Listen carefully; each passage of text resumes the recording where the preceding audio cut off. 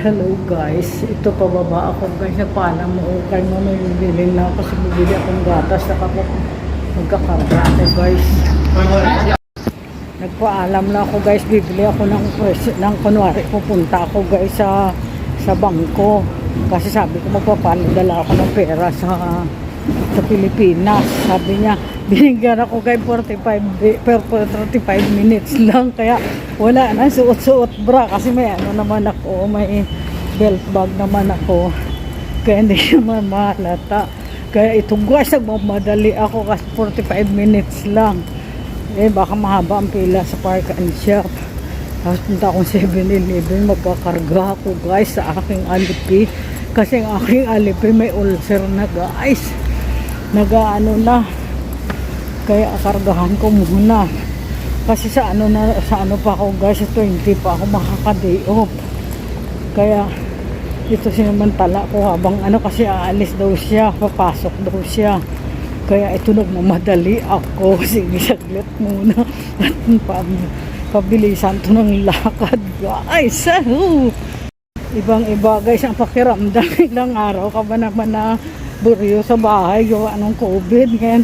Parang malayang-malaya ako nakalabas sa Pero bago ako guys, bago ako bumaba, nag-swab uli ako kasi last ko na nasa si 13 ngayon, kaya ayun, negative pa rin. Kaya ito, malayang-malaya si Bisayan. Kaya pa, tuwang-tuwa sa galak. Bibili pati ako ng prutas. Ako pa nang kain ng mga bawal na prutas. Kasi walang magawa, hindi makababa Isang binili ko, litos, cucumber, tapos okra, tapos mani na sangag, tapos yung dalawang berries kasi gagawa uli ako ng yogurt. Dalawang berries sa 28. Ayan dalawang piraso siya. Dahil bawal ang patatas, ukura ang nilagay ko guys. Masarap din. Tapos ito yung kanya Talalisik lang. Ito yung kanya, noodles yung kanya na may may mga dimsum. Ito sa akin.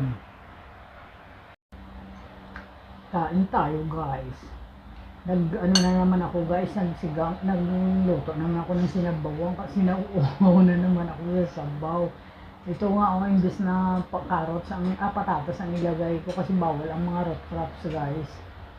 Hindi na ako naglagay ng kasi nakababa ako kanina kaya nakabili ako ng mga litos, berries, ang dami ko nabili. Tapos bedam ito yung ayan.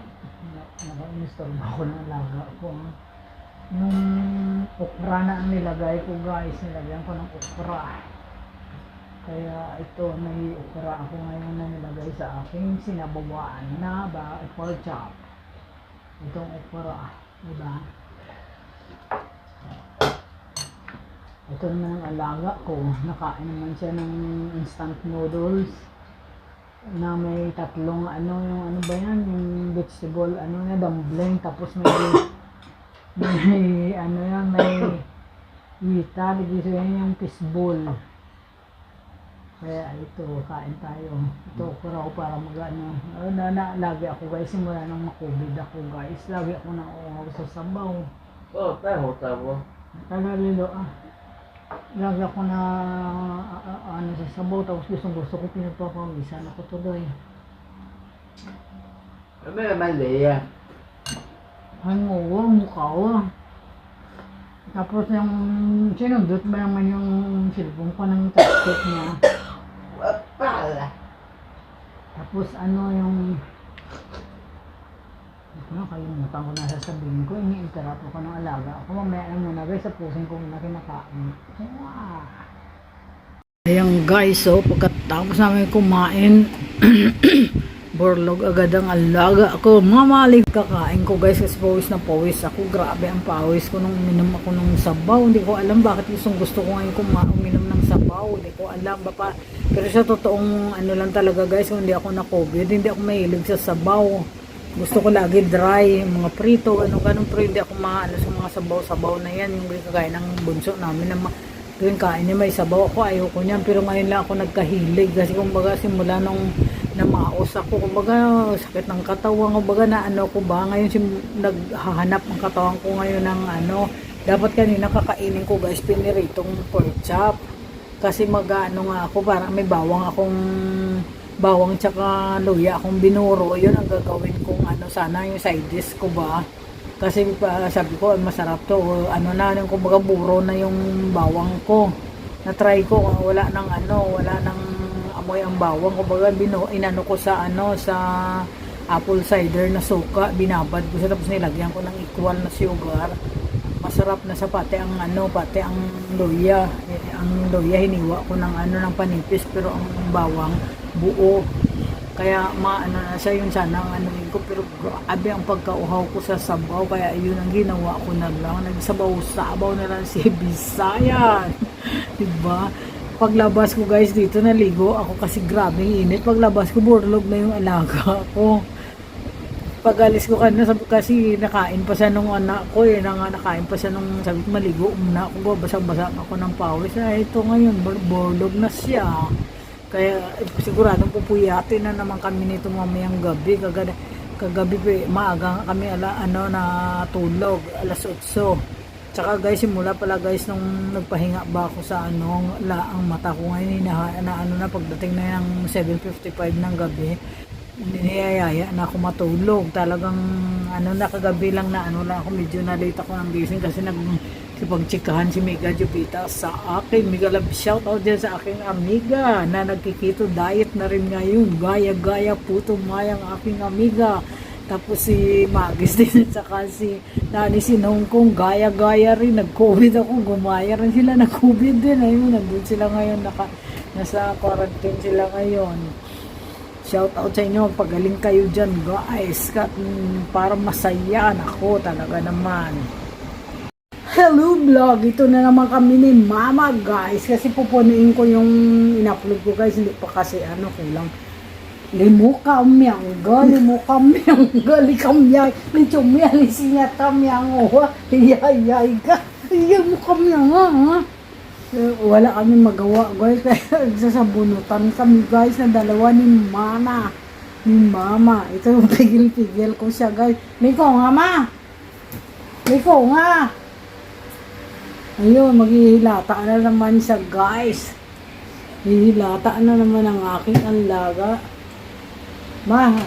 Lita ma! Buko ha, ilitam buko ha. Ang basura niya, ayaw pa niya itapon. Sabi ko, tama itapon. Puk! Ay, kasi ko. Ha? Lichumya. Bibi, tulog na, Bibi. Ay,